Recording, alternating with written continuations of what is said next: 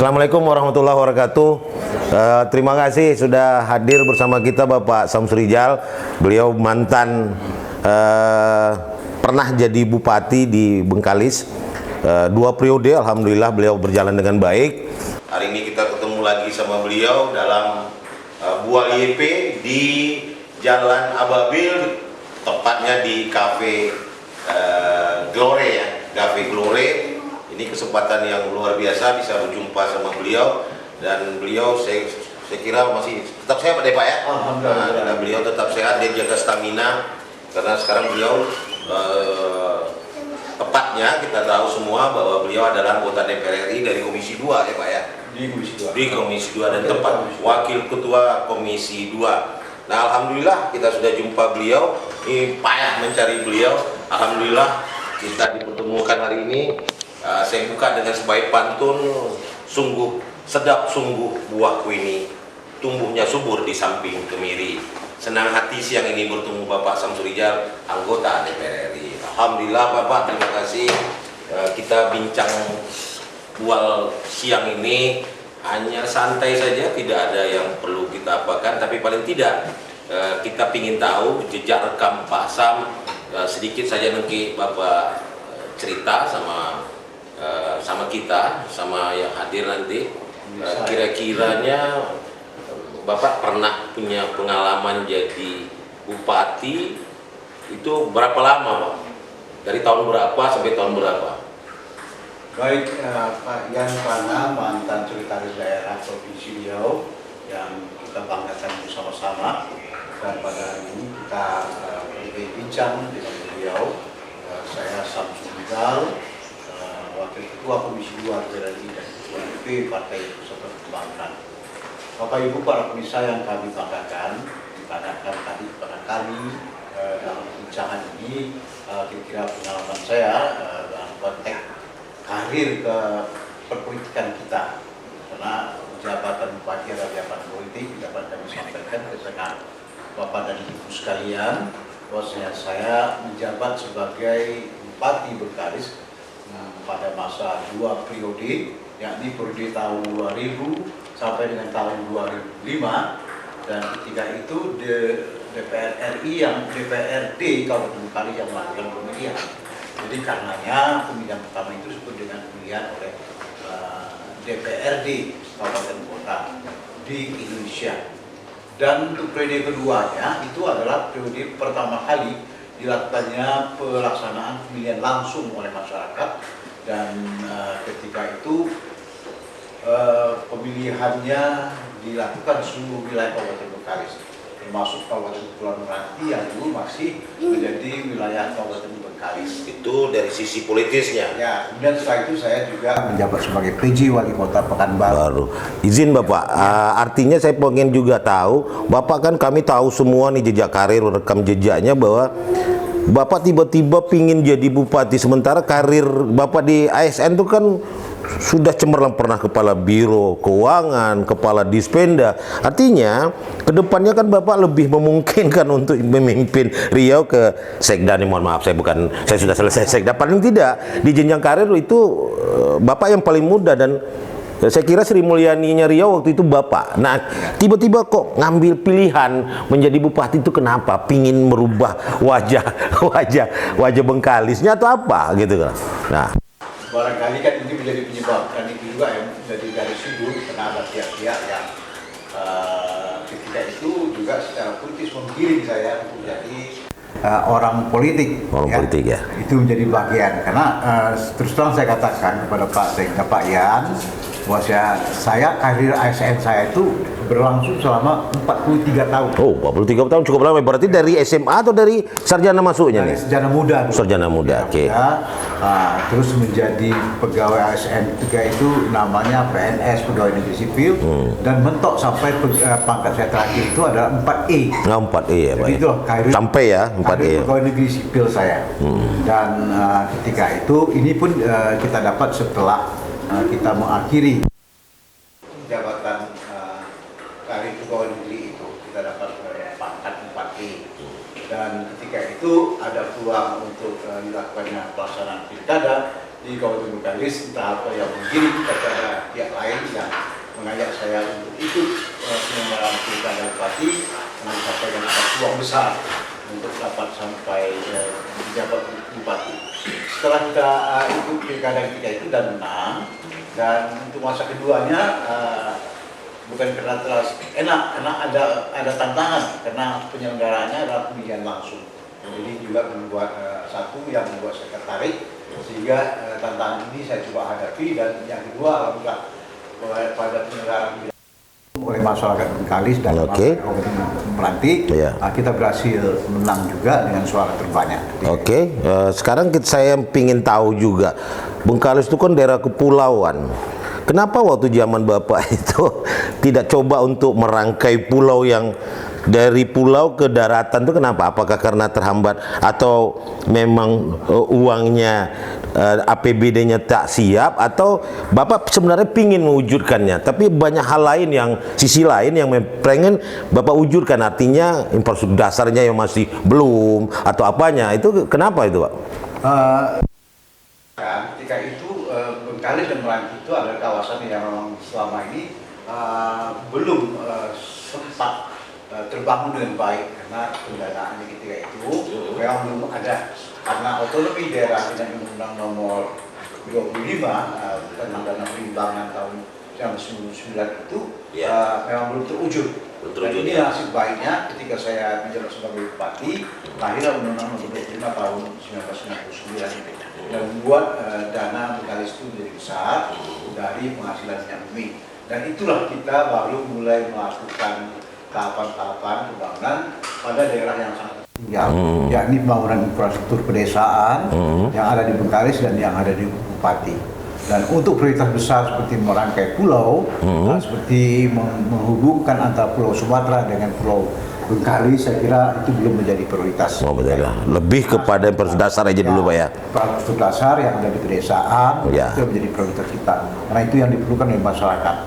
Dan apalagi tak ada potensi yang bisa kita kembangkan di daerah Bengkalis untuk kita ambil manfaatnya dengan membuat rangkaian jembatan misalnya dari Pulau Sumatera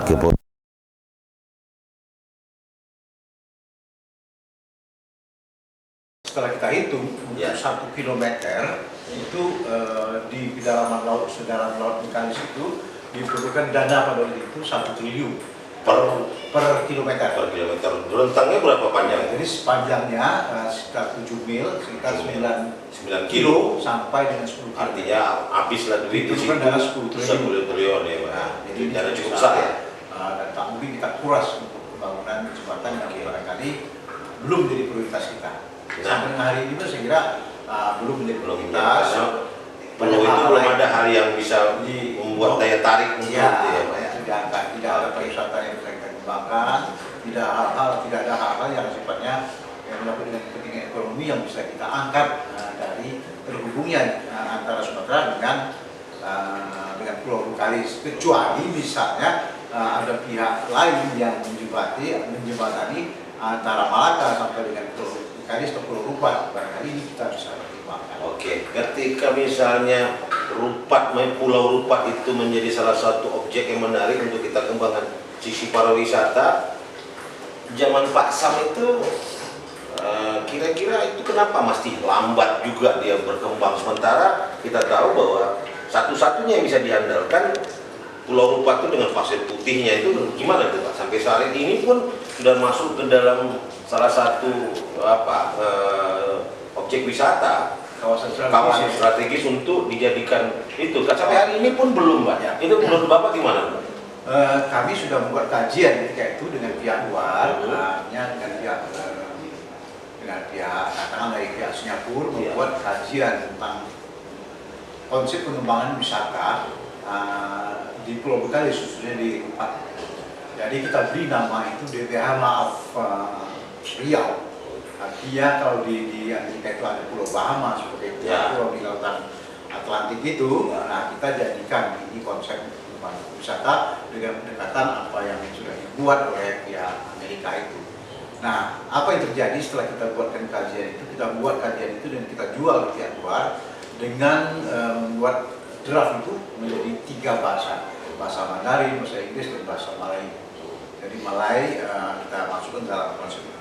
Setelah kita letakkan di bankan, belum ada pihak yang mau menangi karena banyak faktor yang mesti dilewati, yakni menyangkut dengan kondisi air yang ada di sana. Karena pada bulan-bulan tertentu di laut, di sungai, di laut di hadapan 24 Selat Melaka itu gelombangnya sangat tinggi. Jadi itu memang menjadikan pengamatan kita. Kemudian kondisi perwilayahan juga dengan itu, karena pantainya pun belum pasir putih untuk kalangan lokal barangkali, tapi untuk tingkat internasional sudah kaji ini belum pun juga layak dijual untuk kawasan 4 itu, kecuali ini dikemas ya, dengan kemasan khusus, dan itu untuk dana besar. Tapi kan paling tidak ketika kita ada tempat objek wisata yang katakan ini Allah Subhanahu Wa Taala katakan bagi kita. Nah, tugas kita sebenarnya bagaimana caranya objek wisata ini, tempat wisata ini jadi menarik. Tentu ada perlu sentuhan-sentuhan pemimpin waktu itu, dan sampai hari ini saya lihat belum terwujud. Ini apa sih sebenarnya kendalanya? Kendalanya adalah pihak penanam modal. Saya sudah berpikir untuk arah itu, tapi pendanaan untuk kepariwisataan itu yang dijual adalah potensi wisata itu, ini mesti bisa punya nilai khusus untuk dijual, dan ini tidak mungkin didanai oleh APBD. Adalah mustahil saya kira. Saya pun tidak menganjurkan untuk APBD Provinsi Riau untuk dihabiskan mengembangkan pariwisata, karena tidak sedikit dana yang bukan. Kita siapkan hotel yang representatif, lapangan pesawat yang bisa mulai dijangkau, untuk kapal bisa mampir, pelabuhan dan fasilitas lainnya. Kenapa tidak dibuat event saja di situ, skala internasional dengan apa adanya? Mungkin katakanlah kita lihat ada olahraga yang mulai dari maraton, dia berenang atau dia pakai sepeda.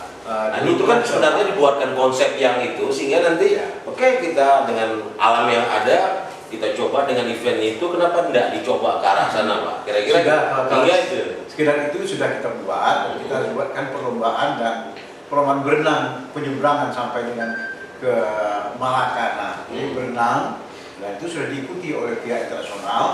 Minimal ketika itu hadir perenang-perenang kita dan perenang luar negeri, yakni khususnya datang dari Malaysia. Untuk menarik, sudah pernah kita buat. Tapi saya katakan bahwasanya untuk pengembangan objek wisata tidak semudah yang kita bayangkan. Untuk menjadi dia betul menjadi menarik oleh pihak lain. Karena itu membutuhkan investasi besar yang membuat orang betul-betul tertarik mau datang. Seperti yang dilakukan oleh katakanlah Pulau Bintang, yang konsep wisata bahari yang ada di sana. Tapi betul-betul kondisi lautnya dan pinggir selatnya itu betul-betul clean, dan itu betul-betul bersih. Kita sudah survei. Ada pihak yang datang, Kepala Kementerian Dalam Negeri bersama dengan pihak dari pihak Genting Island di Malaysia itu, banyak investornya sudah melihat dan datang ke situ untuk survei. Hanya saja kondisi politikan kita ketika itu juga belum menunjang untuk itu mereka mau datang berinvestasi ke tempat kita, karena mereka butuh suasana yang sangat aman untuk waktu tertentu yang menghalangi kita ketika itu. Jadi kami juga merasakan masyarakat Bengkalis atau apa merasakan bahwa Bapak sudah mulai merubah wajah kota Bengkalis. Itu salah satu hal yang luar biasa kita lihat dari sisi pembangunannya.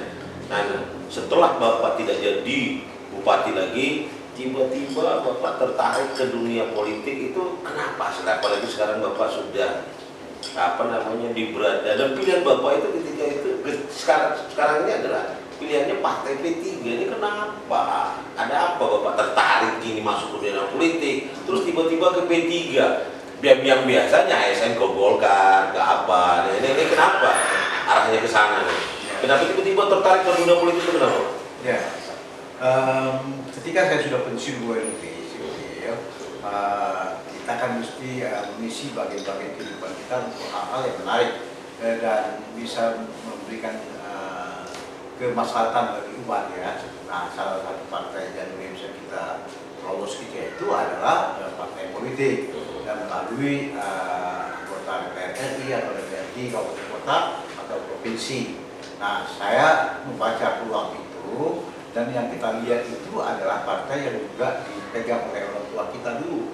Jadi dari dulu itu saya memang dari kecil dan itu kita pegawai negeri, tapi kehidupan politik yang dibina oleh orang tua saya yaitu memang ketua partai P3, ketua partai Syarikat Islam Indonesia. Zaman-zaman mereka itu saya sudah bergelimang dengan budaya seperti itu. Jadi sudah menjadi hal keseharian kami dalam hidup dalam dunia politik. Jadi inilah yang menurut saya masuk ke Partai Persatuan Partai Politik. Artinya ketika Bapak sudah juga punya pengalaman jadi bupati dan itu tidak mau juga ada banyak persoalan-persoalan politik di situ, jadi memperkuat Bapak pingin sambil minum nih Pak. Sambil diminum jangan apa, kita santai saja sambil minum, terus jadi bupati pingin lagi lebih besar lagi masuk ke partai dan tiba-tiba Bapak pilihannya orang kan biasanya pengen DPR provinsi dulu lah kan gitu. Nah, pingin pemikiran-pemikiran bernas Bapak itu bisa memperbaiki kondisi Riau. Nah, tiba-tiba pilihan Bapak ke DPR RI itu kenapa? Kenapa pilihannya harus ke DPR RI? Ketidak di DPRD provinsi dulu ikut memberikan sumbang saran pemikiran-pemikiran bernas Bapak untuk ya katakanlah masukan bagaimana Riau sebenarnya. Nah, kalau di DPR RI kan Bapak terbatas dengan oke, Bapak di komisi ini yang tidak menyeluruh, tapi kalau di DPR provinsi Bapak bisa memberikan masukan-masukan besar. Ini kenapa? Tiba-tiba pilihannya ke DPR RI. Saya kira ini tiba-tiba Pak, tapi kita juga melakukan analisis yang mendalam. Ya. Yang jelas ketika itu Riau kan kita ketahui. Provinsi Riau ini bagi ada dua dapil, dapil Riau 1, dapil Riau 2. Kemudian apa yang kami lihat ketika dari Riau 1 di mana situ saya berada dengan 7 kabupaten kota, misalnya Bengkalis, Meranti, Siak, Blokil, kemudian Dumayan, Pekanbaru dan Rohul. Nah, saya membacanya karena P3 selama ini yang beberapa periode itu kosong. Nah, saya tadi memang background saya waktu itu ada P3, dan coba terjun masuk ke situ dan coba sosialisasi. Ternyata mendapat respon yang cukup bagus dari masa depannya. Karena sebelum saya memfinalkan saya membuat decision yang final, itu saya sudah survei duluan. Ya. Artinya mereka kalau Bapak ikut kami siap untuk Bapak. Nah, kalau seperti itu mereka mengatakan, makanya saya berkeputusan saya ikut. Akhirnya mereka tidak diikat janji, mereka memberikan pelatihan dan mereka mendukung saya untuk memilih dan akhirnya terpilih menjadi anggota DPR RI untuk dapil 1 Riau 1. Sekarang Bapak di komisi 2. Alhamdulillah pihak partai mempercayakan saya sebagai wakil ketua komisi 2. Itu memidangi apa saja itu? Ada 16 partner kita, tapi yang besarnya ada Kementerian Dalam Negeri, kemudian ada KPU, ada Bawaslu, ada Badan Pertahanan Nasional atau Agrarian Tata Ruang BPN, ada lagi PAN-RB, Kementerian PAN-RB, ada lagi Badan Pembinaan Ideologi Pancasila, ada Ombudsman, ada KASN, ada 16 semuanya, ada KASN, ada juga di bidang Mensekap dan lain-lain, dan 16 partner kita yang baik itu dari kementerian ataupun non kementerian yang ada di bawah kami. Nah, itu menjadi partner kita. Pokoknya dari 11 komisi yang ada di DPR RI itu tidak ada satupun hal-hal urusan penyelenggaraan pemerintahan di Republik ini yang tidak ada di bawah komisi. Jadi semuanya di bawah komisi, 11 komisi 1 sampai dengan komisi 11 yang ada di DPR. Iya, katakan itu. Nah, ketika Bapak di komisi 2, hal-hal yang sangat krusial, apalagi sekarang akan ada pertandingan ya Pak, boleh dikatakan kayak kita bilang ada pertandingan untuk legislatif Februari 2024, ada lagi dengan persoalan pemilihan kepala daerah yang November 2024. Ini bagaimana Bapak dengan Menteri Dalam Negerinya atau dengan Bawaslu dengan dengan KPU-nya. Apalagi sekarang banyak hal orang mulai khawatir dengan persoalan-persoalan politik menghadapi pemilihan ini. Gimana itu Pak, Bapak mendialogkannya dengan Menteri Dalam Negeri selaku pembina politik di Indonesia? Tentu ada hal yang Bapak lihat sisi politiknya untuk di Riau. Apakah dia nanti memanas atau apa? Dan gimana Bapak ngelihatnya dengan banyak persoalan itu dengan Menteri Dalam Negeri misalnya kan gitu? Ya.